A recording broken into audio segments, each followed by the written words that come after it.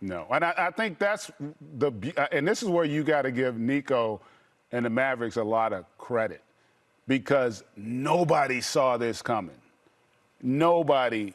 There is no scenario where anybody can honestly tell you they thought that this was a possibility. And I think a lot of it is because as great as OKC is, they haven't proven it in the postseason yet. Like, that's the thing that sometimes gets lost. People are discounting how great a player Anthony Davis is. I'm like, are y'all smoking crack? I mean, Anthony Davis is one of the 3 best bigs in the league. And to get that call in the middle of the night or late night that you've been traded, like he had, like I say, man, I think both guys got to be in shock, to be honest with you. I mean, but Luka is obviously in serious shock, but AD's got to be shocked also. But Greg, I agree with you, man. OKC, they're my favorite to win this thing. But man, the Dallas Mavericks, they might have just became the 2nd best team in the Western Conference because the jury is still out. I think Denver needs to make a trade because they need to get some bench help. The Rockets are so young.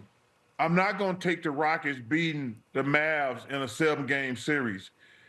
The Memphis Grizzlies, I like their team, but man, Dallas, this is going to be a very fun thing to watch. Now what gets interesting is the De'Aaron Fox and the Jimmy Butler thing, because everything got ramped up. This is going to be a fun next 3 days, buddy. Yeah. I cannot, because now you're like, if you're my Phoenix Suns,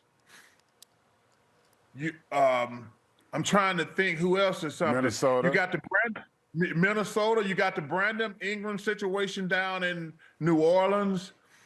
You're like, somebody got to do something because the Mavs jumped to the front of the line.